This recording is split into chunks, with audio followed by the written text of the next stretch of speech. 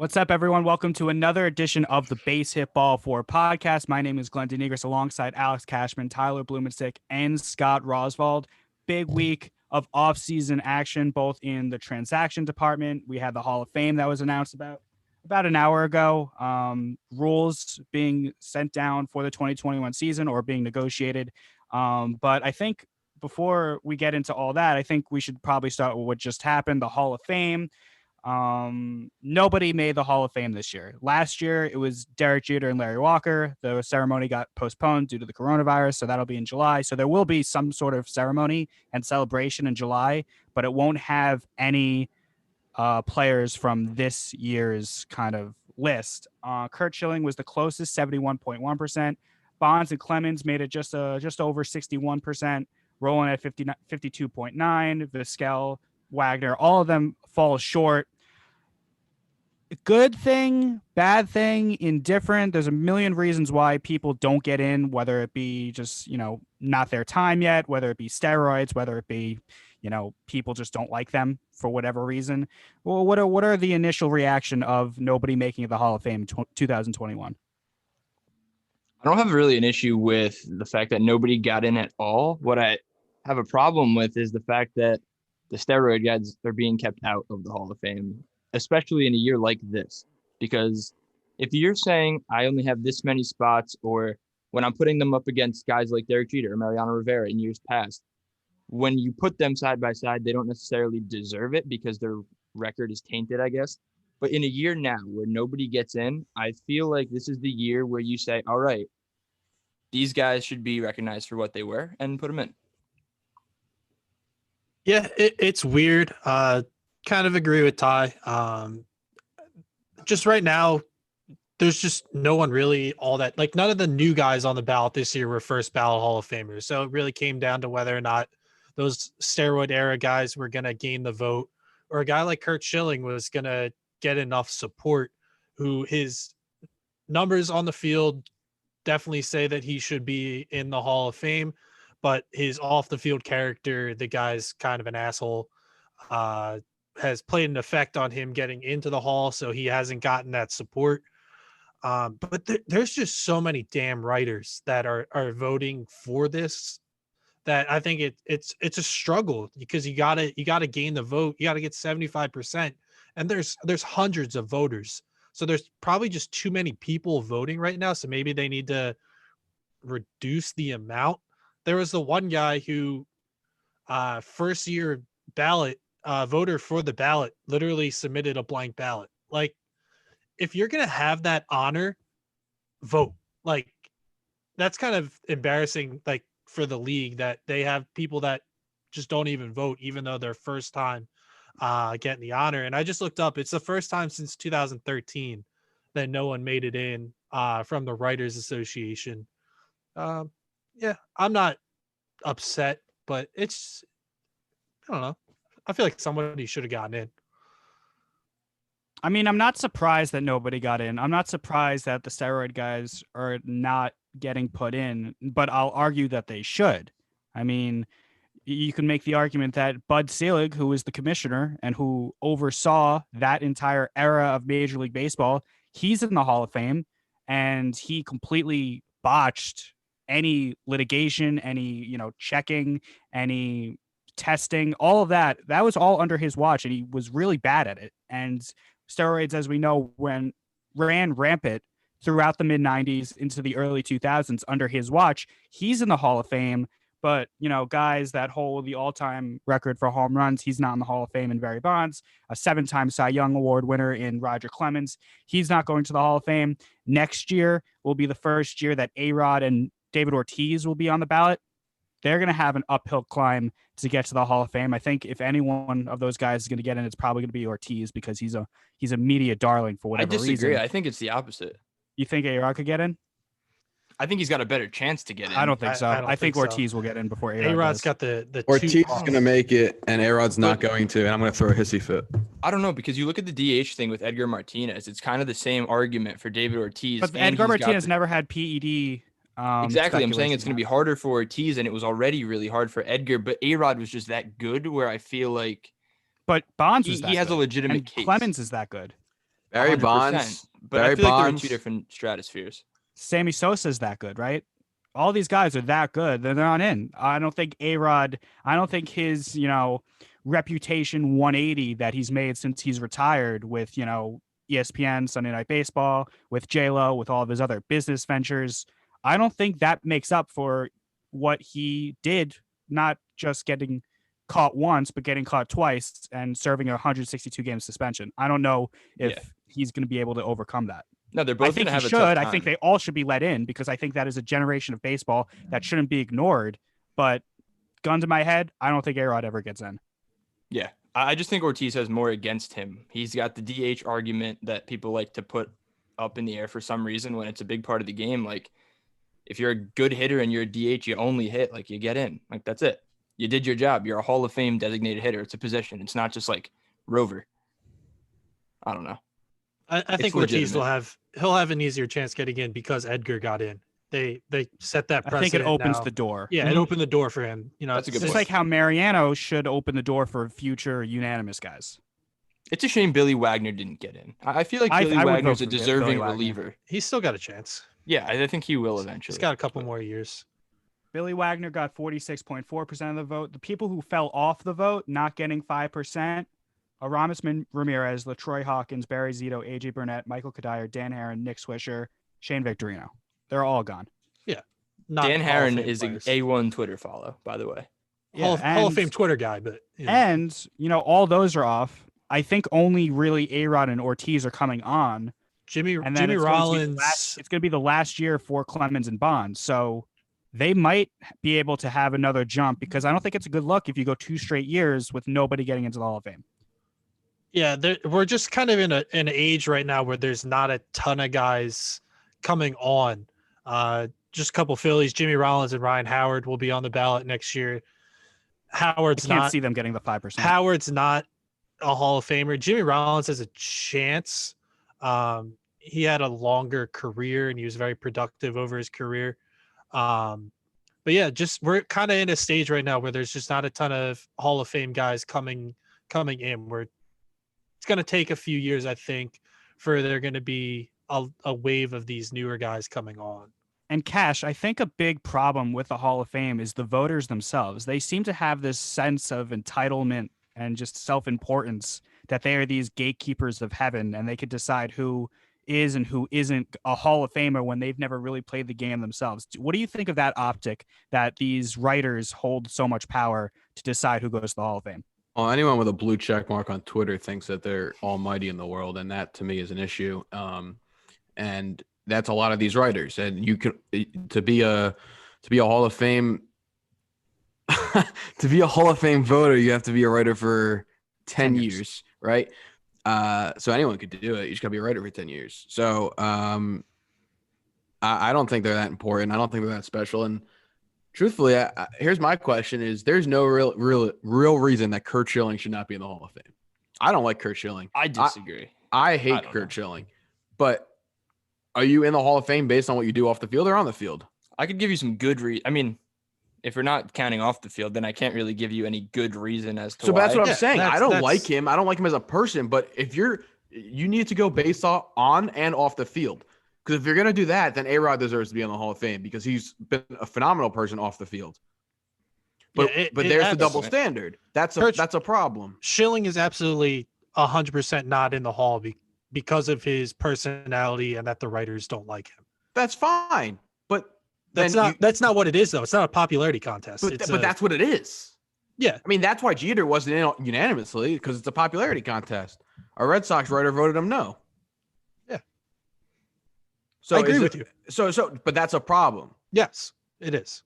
So to me, I don't even care. Like the Hall of Fame to me is kind of a joke. So Schilling did tweet out that he wants to be taken off of the writers' ballot and he just wants to be able to get voted in by the Veterans Committee. So just the guys that are in the Hall of Fame get to vote as well for their own Hall of Famers. He wants to just get voted in by them.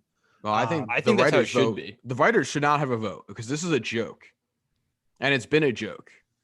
Like, why wasn't Ken Griffey Jr. unanimous? Because some asshole woke up on the wrong side of the bed? Yeah. I mean, I mean, every he's- single Hall of Famer except Mariano is not unanimous. So That's a Babe problem. Ruth, Ted Williams, Hank a Aaron, who problem. just passed away. All these guys aren't unanimous. That's an It's issue. laughable. And they have to play the numbers game because they might know, like last year, for example, if everyone knows Jeter's going to get in, it's a foregone conclusion. And if you're a writer who's not going to vote for or is thinking about some other guy who might not even get the 5%, you might use your Jeter vote on that guy just to get him to that 5%, knowing that Jeter's going to make it anyway. So why does my vote matter? That's Not the logic behind the You should- decision, though. I mean, If Why it wouldn't was, it it would be totally fine, and I think that's a smart way to go about it, and it's a good way. No, to that's kinda not work the totally fine. balance. That's not how it should work. You should vote for who is a Hall of Famer. You shouldn't Well, vote for a guy because That's a this fair guy's point going to be also. there already, whether he gets my vote or not. I'm going to vote for this guy instead because I these can see writers both they arguments. only have 10 votes, so they have to choose them wisely, I guess. So, So you're if you're telling saying- me More than enough. you're telling me that writer had 10 votes and I'm Jeter just wasn't using one of Jeter them? as But I'm that's just a- using Jeter as an example. I'm But not that's a saying that major that's the issue. reason. It is a Why- major issue. That's what I'm why saying. the- That shouldn't be the case. Why does that? Who is that guy? That's another problem. They should not be anonymous. They I should feel like there's no they sense should- harping on it because he's got every right to do it. Like it's his vote, and he's gotten to that point. It's just messed up. The system is that way. It's. There's no sense in us harping on this one guy for voting the way he has the right to vote. No, Like, it's not just one guy. It's every year there's somebody. fine, but like Scott said before, there's a lot of people, and that one ballot doesn't truly impact everything.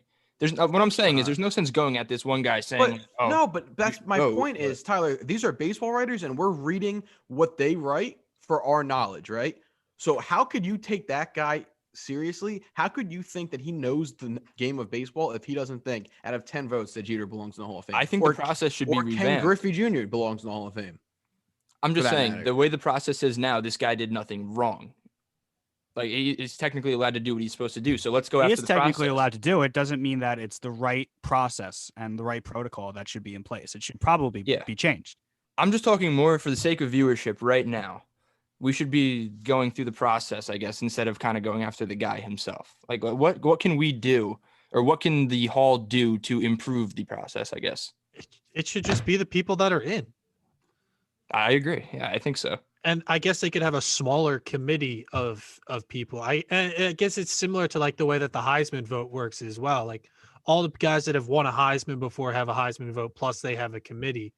And they talk about how there's too many voters in that as well. Like it should just be a smaller select like group of people that get Maybe- to vote. Maybe more years as a writer. I mean, I feel like 10 years is nothing in the grand scheme of things.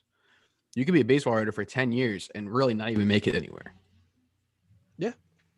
But what do you have to still get asked? Like, is 10 years like the very basic I prerequisite? think 10 years you're automatically in. And you could be a So- beat writer for the smallest team out there, and you have a vote as much as a Ken Rosenthal national baseball writer. How about just the national guys get in instead of just local people? Could that work?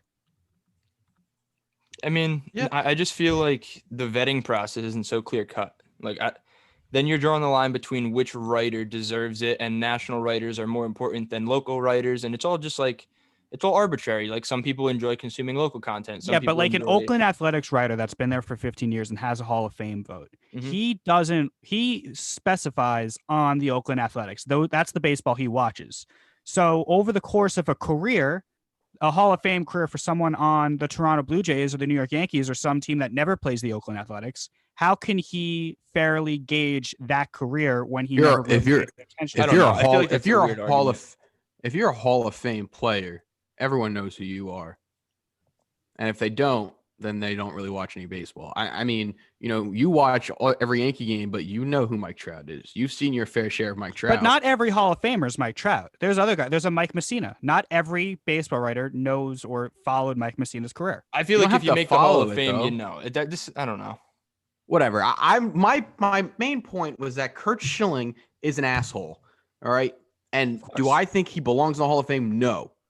However, his numbers tell you otherwise. So are we going on the human or are we going on the baseball player? And if that's the case, we need to make a decision and stick to it, because the human of Alex Rodriguez, the human of David Ortiz belongs in the Hall of Fame. Well, I mean, the There was a player does too, but that's neither here nor there. There was a report that writers who voted for Kurt Schilling before the insurrection, which he then went on Twitter and supported, then asked Major League Baseball or whoever's in charge of whatever it was to rescind their Kurt Schilling votes. Now, supporting the insurrection, for as horrible as that is, that has nothing to do with what he did during his career on the mound. So that's kind of the argument, I guess, that we have to decide is, does post-career moral standards count when people are voting on you? I'd say no. It shouldn't, but it does. Especially not political views. That's pretty crazy. And the issue what he did is a little bit more political views, but of course, you don't support that for sure. But I mean, he got fired from ESPN for homophobic and transphobic tweets. I'm not supporting his character. I want to put that on record. I know, of course. He has he collects Confederate and swastika memorabilia. He's just he's a bad guy, but definitely not. It comes down to but at the other hand, he's one of the best postseason performing pitchers of all time, of the generation that he was in. Yeah, and you know what? If we didn't live in an age of social media where there's Twitter and all this, he would be in, because people wouldn't know this side of him as much. There might be a few people that know about that, his personality, but it comes down to the fact that he has the ability to put out whatever he wants at whatever time through social media, and the entire world can see it.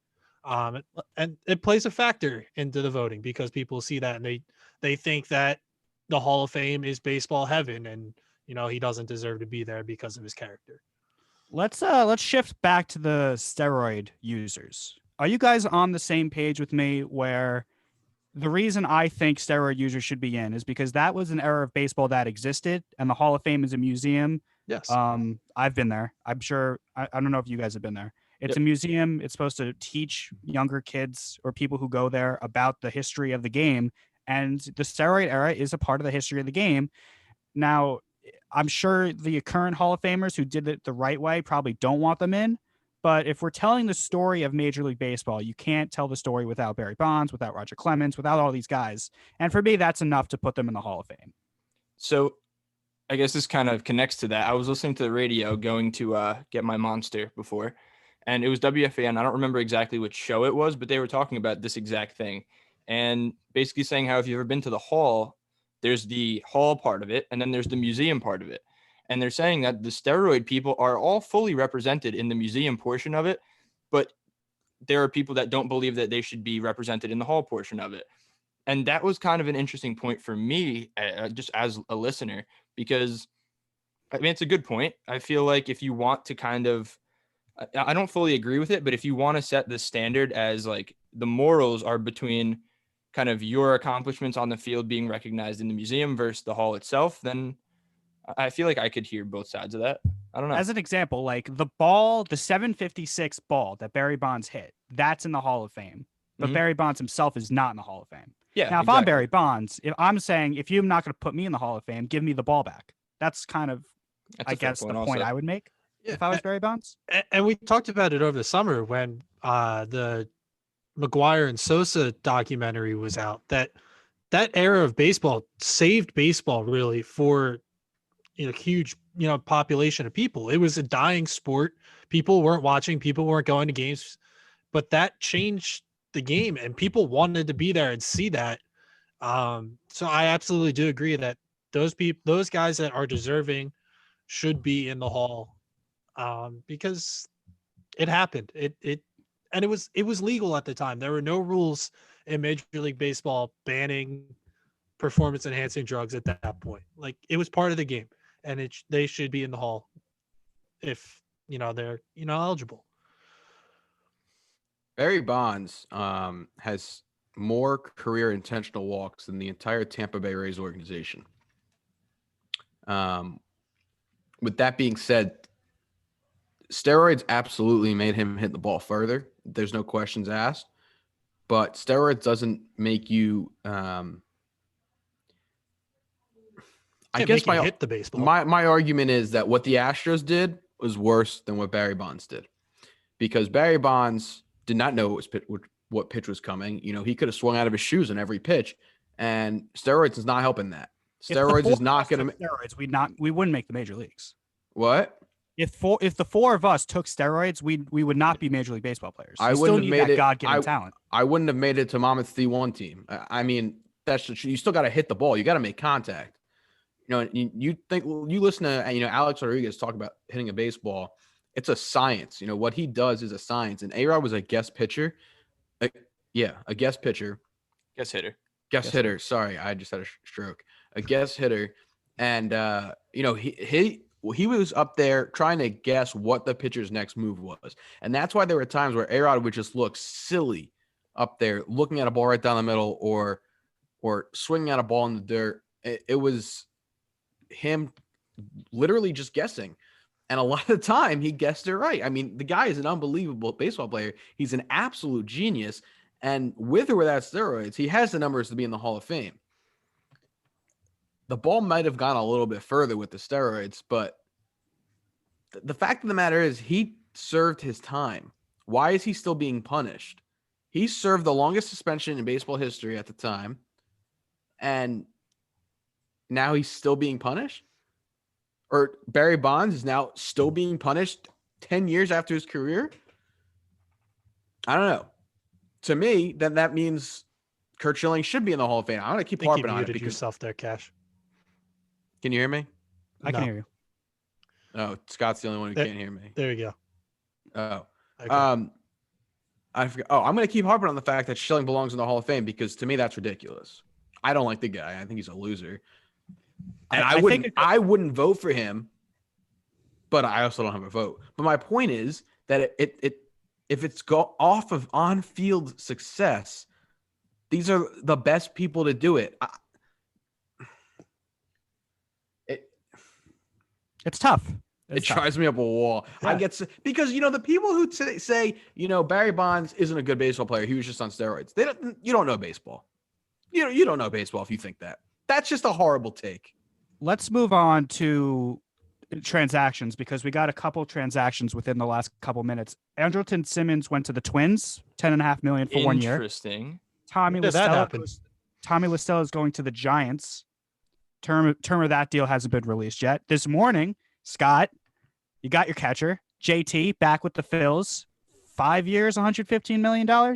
Yes. Over the weekend, Yankees get Jameson Taillon to shore up the rotation.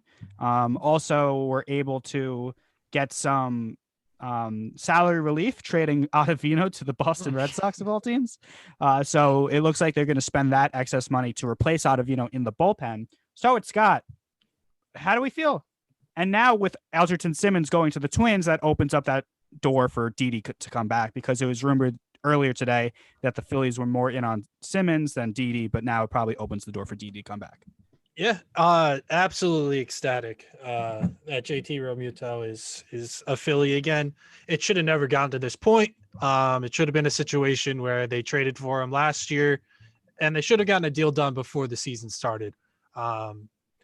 They did not, and it turned out to be what it was. But yeah, happy he's re-signed. I'm happy he got what he wanted. He wanted to be the highest paid annual catcher by annual average. He got that by $100,000. So he gets paid $23.1 million a year, which is huge. He's just so valuable to that team offensively. He's best defensive catcher in baseball. He's got an incredible pop time. He throws everybody out, gets on base. He can steal bases as well. Just an incredible baseball player. And you know what? Bryce Harper's happy too, because Bryce has been pushing for that since the moment he got here. That was to keep JT. So happy about that. It does leave them money to bring back Didi. As you mentioned, Simmons was maybe their first option. He's off the board now. Why would he be their first option? Because their defense sucked as a whole last year. So he's a better defender than Didi, but Didi's bat is just more, I think, valuable than Simmons' glove at this point. And their backup option was Freddie Galvis, who I just saw as well. He signed as well today. I think that's the Angels, right? Am I wrong? I don't know. I didn't see where he signed, but so now Semien, Simmons, Galvis are all off the board. Galvis went to Baltimore. Okay. So yeah, the Phillies' really only option at shortstop now is to bring back Didi, unless they're gonna move Segura.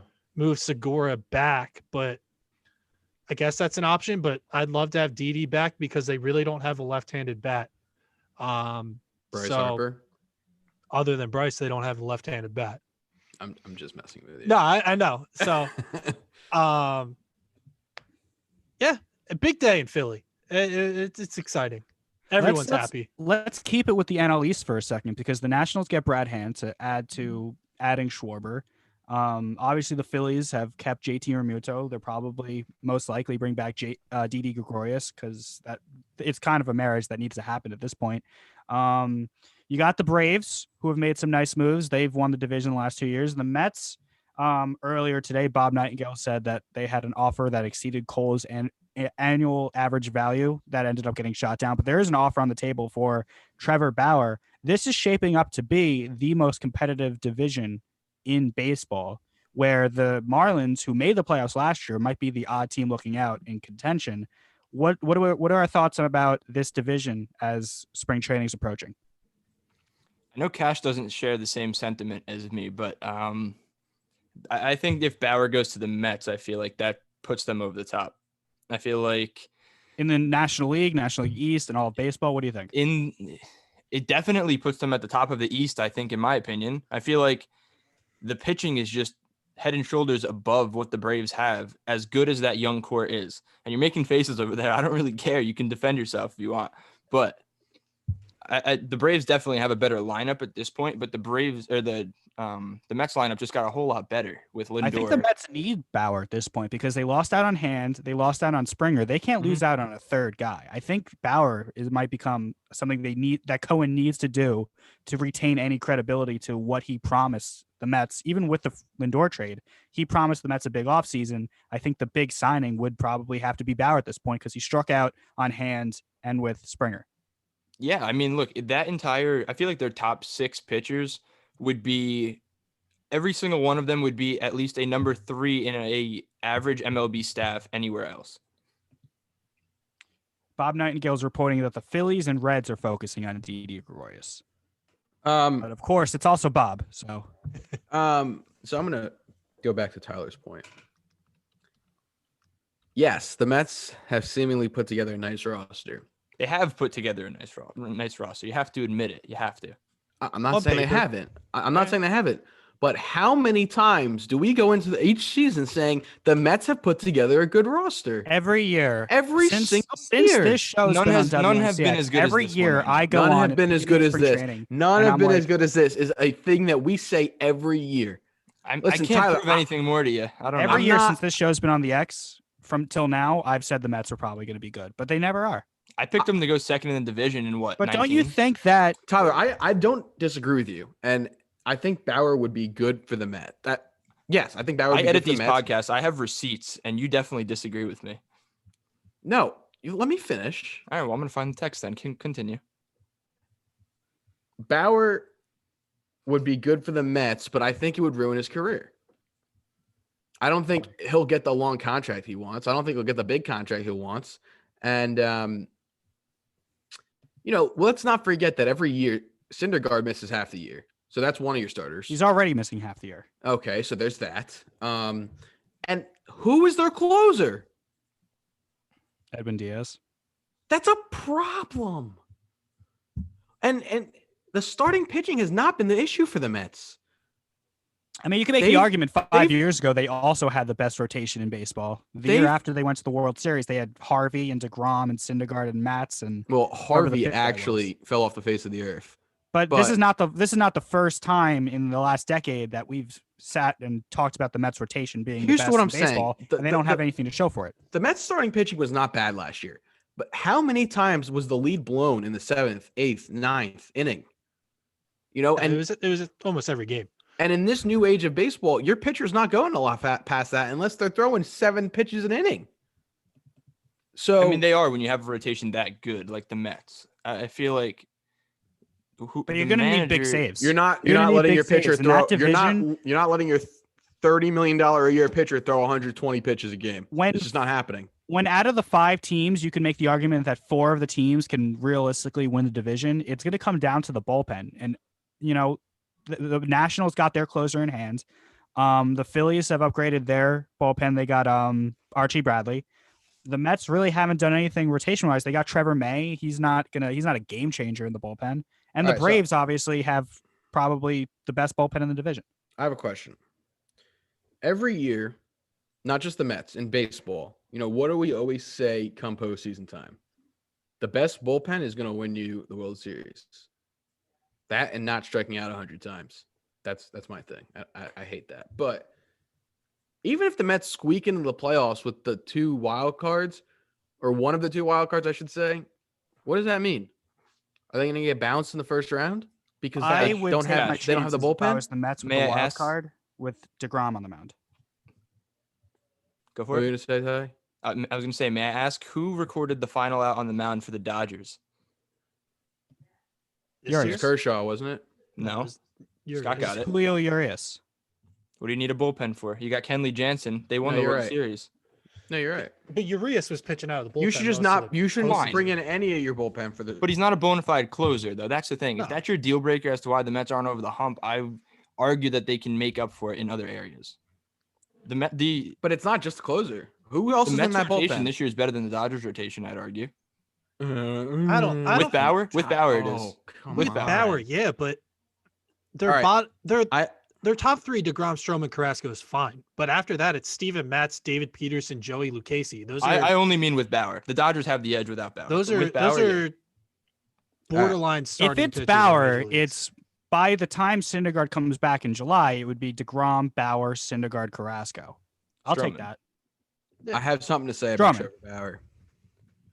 I'm a big fan of Trevor Bauer, and I know Scott is too. However, I saw an interesting tweet yesterday, and I looked up his numbers to back it up, and it backed up that I saw a tweet saying that the Mets are going to give Trevor Bauer the highest paid contract for a starting pitcher per year for a season and a half of good baseball.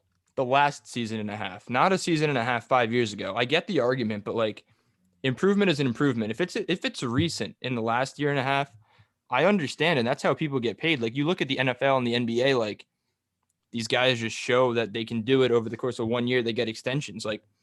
Acuna and Albies, look, they're young. They got these massive extensions. It's the same thing. You just show that you can do it and you get paid for it. I feel like he's in the prime and he deserves it. Here's my issue. I like Bauer. I do. I think he's a good pitcher. However, last season was 60 games. And in the grand scheme of things, 2 months is nothing. 2 months is nothing. Tyler, you've played more than 60 games in a year. We all have. 60 games I get is that, nothing. but I'm not Trevor Bauer. He won the Cy Young. I don't care what league it is. He won the Cy Young, but he's only had an ERA under 4 twice. He won the Cy Young on 2 months. And the worst division in baseball. Worst 2 divisions. If you're buying his upside, that's the thing. If you want my opinion, I don't think there should have been an AL or NL Cy Young winner last year. I get that they had to do it, but it's 2 months, Ty. What is that? 7 Everyone's starts? playing a season. Every pitcher's playing. One guy's not playing 162. The other guy's How many playing times did he 60. start last year? You're also not playing a normal schedule where you play everybody. He made 11 starts last year. He played a very bad division and a very bad AL Central. Regardless, the MLB happened, and there has to be one pitcher that's the best, and that one happens to take home the Cy Young. Fine, and I'm not disagreeing with it. I'm just saying that you can't. It's got to have an asterisk on it. We argue every freaking week to make baseball fun again, and then the next episode we come on and shit off giving awards. It makes no sense at all. We're hypocrites. We're just a bunch of hypocrites. That's what it comes down to. Well, no, I'm not saying no. Yeah. Okay. No fun. No more awards. How's that? I didn't say no more awards. No MVP this year. Starts, it's 2021. For 11 starts? Is that necessary to have I was the best through 11 starts this year? I could have pitched 11 times. Rick Porcello won the Cy Young in a full year and arguably should not have won it because he had 20 wins on a good team. Yeah, he shouldn't have. They shouldn't have given it out that year. It was invalid. No. You can make an argument every year. Who votes on that one? Is it baseball writers? Yes. No. Yes? I think so. The writers. But that's a lot more selective. It's not the same process. Whatever. I'm going to look up voting on that. So you can forget my argument. That's fine that he won last year, and congratulations to Trevor Bauer. I'm not trying to take it away from him, Ty. All I'm saying is it was only 11 starts. Yeah. Can he prove it over a full season? Then you can get paid. I think that what Cash is saying, he absolutely does not deserve to get paid more than Garrett Cole per year.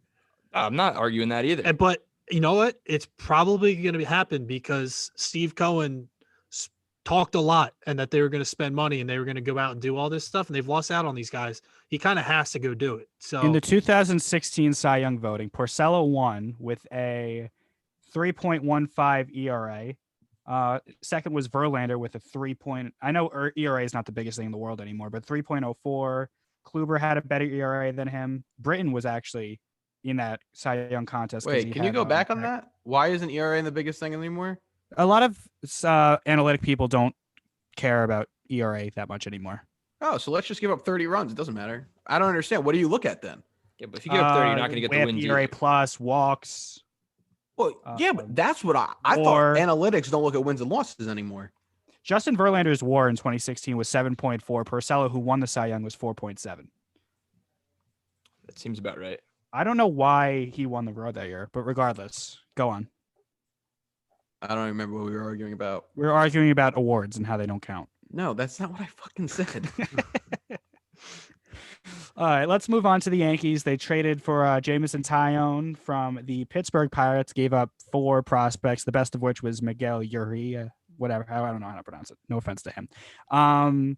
Yankees, their game plan going into 2021 seems to be behind Cole. Let's flip as many coins as possible, and hopefully at least 2 or 3 land on heads. That seems to be what they're trying to do.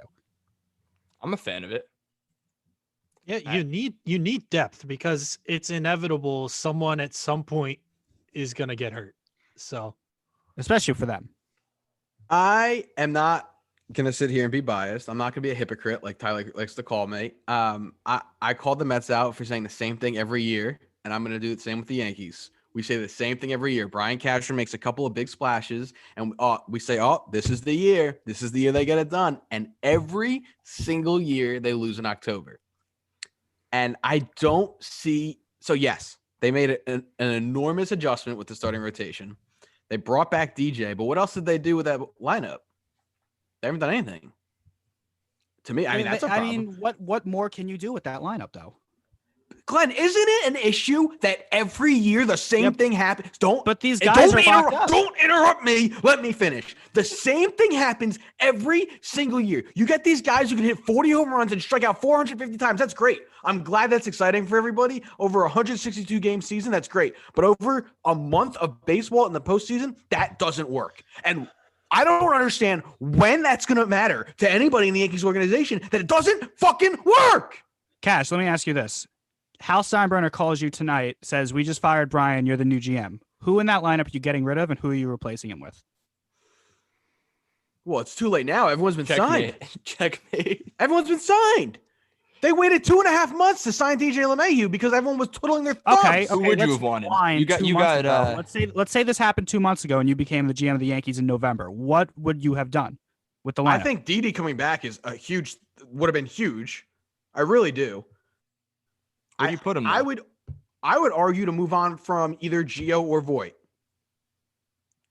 and bring in Didi, and put either LeMahieu or Gio at first, Didi at short, I don't know. You could get creative with the defensive alignment.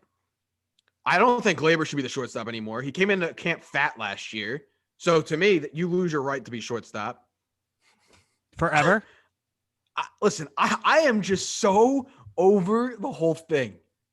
Brian Cashman's done a good job. A couple episodes ago, I at least said Brian Cashman has done a good job this year, but it took him 30 years to address the starting pitching. Why did it take so long? I don't know, but he did it. So what do you got to harp on it for? He did it, but I don't know. It's been 11 years since the Yankees have been to a World Series. I agree. That's a fact. I don't have to agree. It's true. But that's an issue. And every year we say the same thing. It's World Series or bust. It's World Series or bust every single year. Now, my next question is, what about the bullpen? What have you done in that bullpen? Because Chapman's not reliable. Well, How many they got teams rid have of a Avila legitimate to free up lockdown salary to get a better bullpen piece. So I don't think the Yankees offseason's done. I'm not saying it is done, and I'm not trying to say that Brian Cashman should be fired. I just think that the adjustment needs to be made because he didn't want to sign LeMahieu 3 years ago. He had to be talked into it. And that's a direct quote from Brian Cashman. He called me and left me a voicemail. Why? Because you guys got the same last name? No, but I'm serious. That was a quote that he said that I didn't want to sign LeMahieu. I didn't think we needed him. You know why? Because LeMahieu hits for high average. So why do we need him? He gets some base. Why should the Yankees want him? I needed him 2 years before we got him. I think the we needed him 2 entire years lineup before is we set got him. in terms of who's anchored at their position. You're not moving Judge. All four of us on the podcast want Frazier to play every single day. Okay, so then here's your issue. You have one lefty in the lineup, and that's Aaron Hicks, who's only lefty half the time. Yeah, but I'm going to keep coming back to this. Who are you taking out? What right are you taking out to put a lefty in every single day? I just said either Voit or Gio and bring in Didi. It's not happening though. I know it's not happening, but that's what I think should happen. It's got to be They had Didi Gio for if you 4 bring years. Didi. They didn't win with Didi. And those 4 years, were they supposed to win the World Series every year? I would Because argue those were 18 and 19 they were. Those were rebuilding years, right? No, but the years that They let Didi go at his peak. They let him walk at his peak. the last 2 years, 18 and 19, they were supposed to win the World Series. Didi was there. They didn't win. You're right. It's Didi's fault, actually. You're right. No, I'm just making the argument that but what I'm saying you want is that Didi back so badly. okay, They didn't Judge win was the there. World Series with him. Judge was there. Should they cut him too? And if I What about remember Gary? correctly, Should they cut him too? If I remember correctly, in the 2019 postseason, other than the grand slam against the Twins and the ALCS against the Astros, he wasn't very good. So other than two of the most important games, he wasn't very good. Got it. I mean, they're not in those playoffs without him because he saved their season with that home run against the Twins. But no, what do I know? I'm just an idiot with my thumb on my ass. What do we think of Taillon? You said it, not us. Yeah, I like him. I like Jameson Taillon. Glenn, that was your original, question. That was the whole purpose of pivoting here. Thank you, Scott. Thanks for getting us back on the track. We lost it a little bit, but I like the pickup of Taillon. He's a big righty, throws hard. He's got good stuff. And he's friends with Garrett Cole. They get along very well. They have a tight bond. They came up through the Pirates system together. Cole advocated to Brian Cashman for Taillon. And yes, he has missed some time over the last 2 years due to Tommy John. But the guy's a grinder. He's fought back. He also beat testicular cancer. So the guy's had, some adversity in his career, and he's bounced back, and he's been reliable. In 2018, he made 32 starts. 2017, he made 25 starts. Like he's pretty durable when he's out there and healthy. I like the pickup. I like putting him behind Cole and Severino. Is he going to be back at the start? He'll be back by June or July. June or July. Okay. But Devi Garcia showed a lot of promise at the end of last year. It sounds like Domingo Germán's going to get another chance at the team. Jordan, I think they're going to be good rotation wise. They're not going to be top tier, but they have enough arms there to see what works. They're going to throw out whatever, they're going to throw out as many things and see what sticks. And I think that's a good thing to have options. Tyler, if they hypothetically hit on all these guys behind Cole, like Kluber, if he's himself, and Taillon is a guy that he was in 2018, and Severino comes back and he's the guy he was in 17 and 18, Yankees are a very, very, very dangerous team. Yeah. The only question is, will they? I'm optimistic, unlike some others. I had to put that in there. Look, I don't know. I feel like if you throw enough at the wall, you're going to get enough to stick there. And these aren't just like crapshoot players. Like these are guys with history, people that have competed in the postseason before. A friend of Garrett Cole's. I feel like that is something that's very underrated, even though, it's not something that doesn't mean much on the surface, but there's some weight to it. Exactly. No, that's the thing. Like if you really look into it, like Garrett Cole is the ace of that staff. He's essentially the second pitching coach. Like he's working with these guys. He's taken that role on. He wants to help people. He wants to build the staff. He wants to take ownership of it and just kind of manage it and bring people along with him. And just having a guy that he already has that connection to, I feel like is huge. And I am about at 95% confidence that Jameson Taillon is going to go back to the level he was. Simply because of the fact that he's with Garrett Cole now.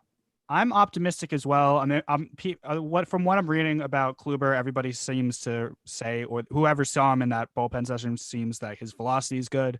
Taillon said himself on an interview that his velocity is up from previous off seasons. My problem with the Yankees is I think they should bring Tanaka back. I know it doesn't look like he will. I think it looks like he's going to go back to Japan.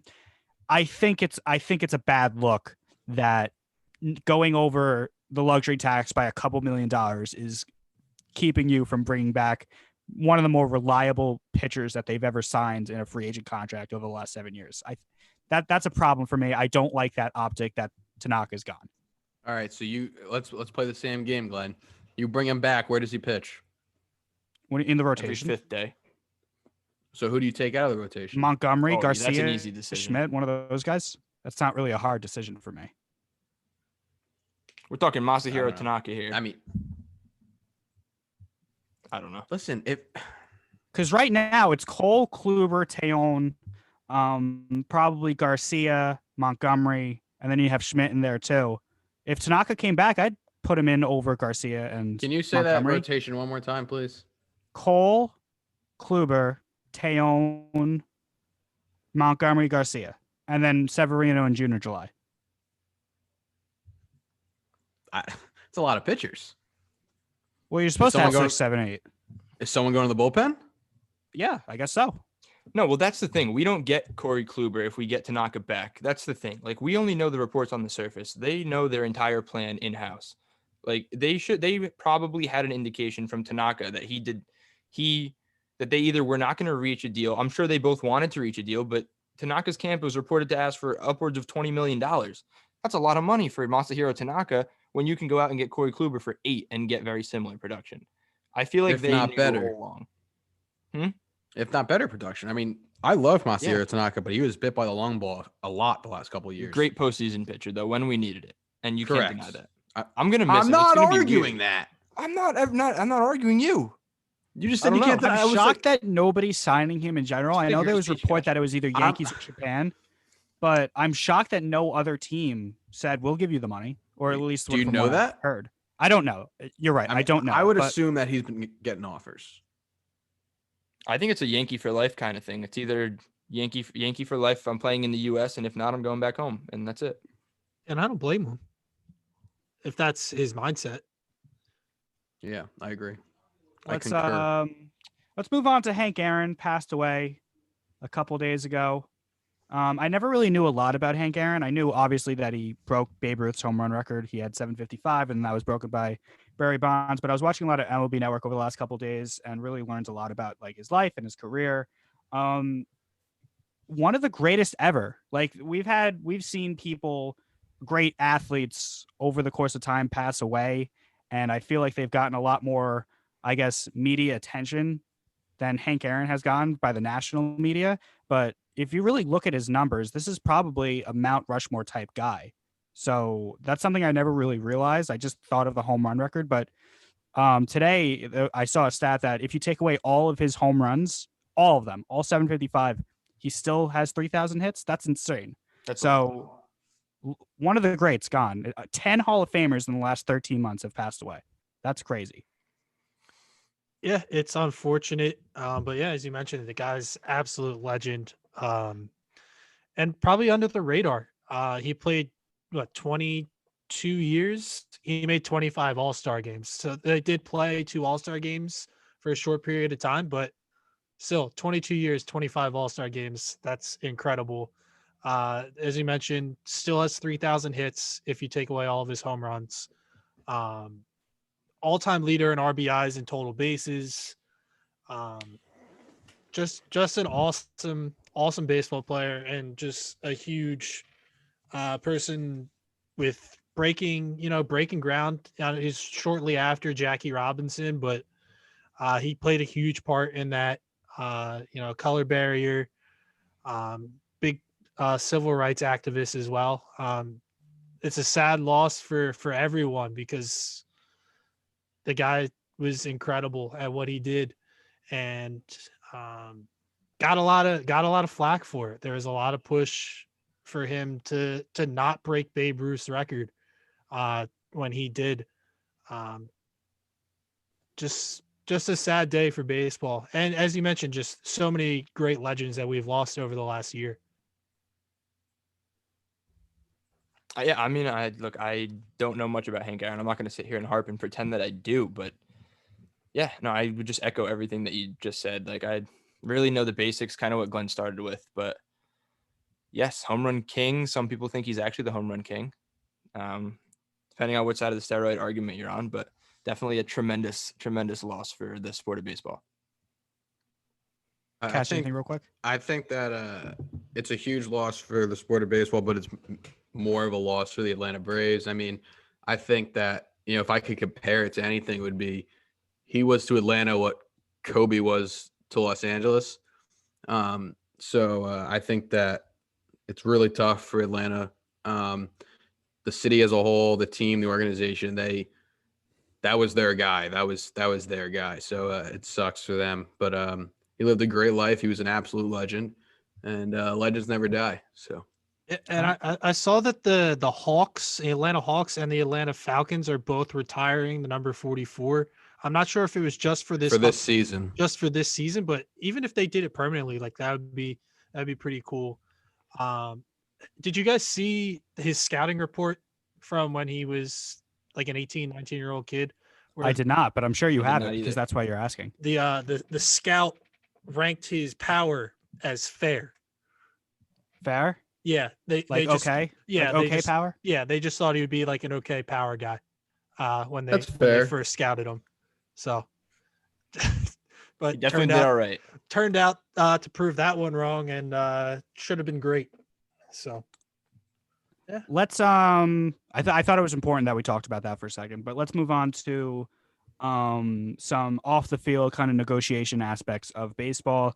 One, the MLB the Major League Baseball went to the Players Union and tried to trade, expanded playoffs for the universal DH or vice versa, however it went. Moral of the story, Players Union said no.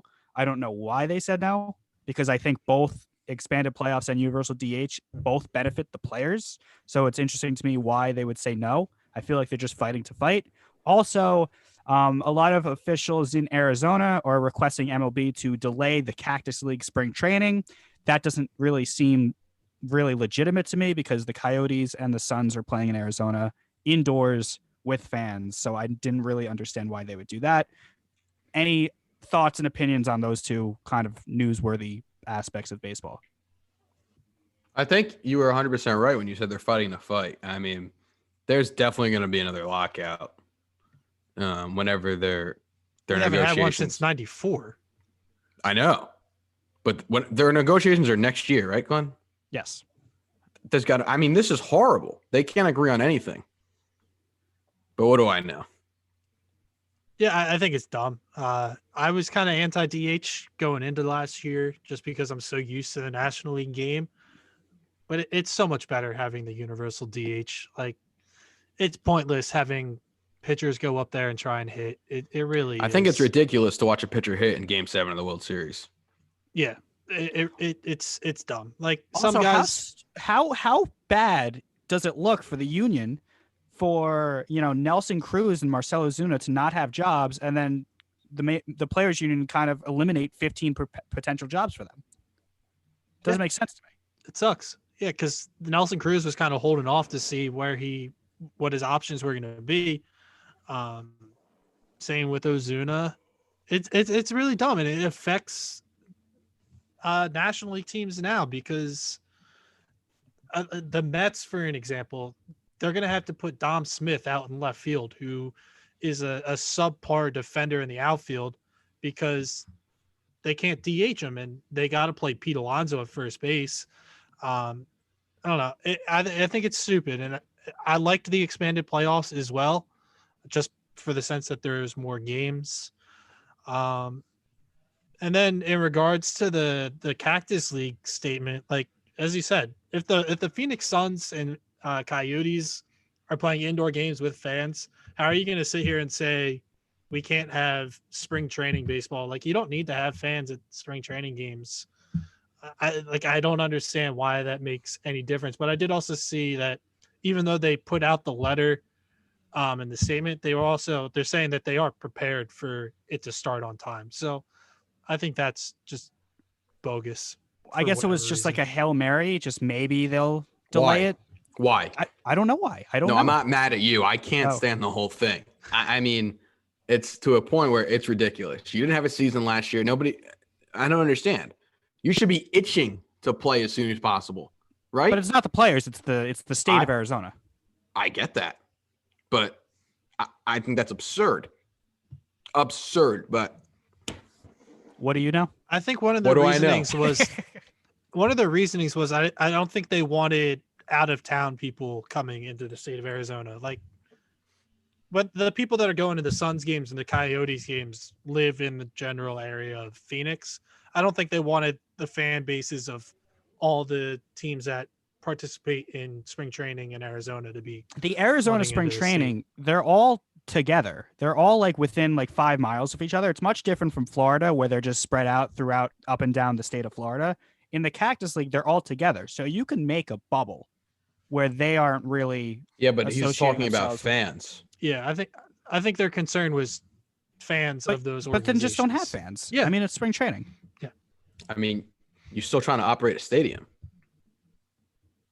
We just did a whole season of no fans. Yeah, I get that, but they're still trying to operate a stadium.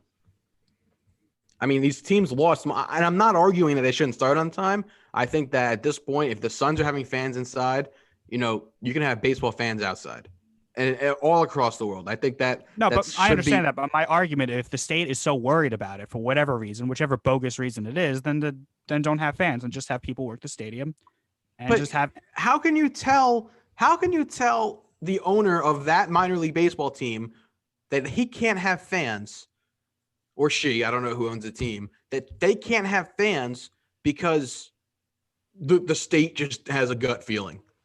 Because then the Suns shouldn't be allowed to have fans and the Coyotes shouldn't be allowed to have fans. Is it minor leagues though? It's major league though.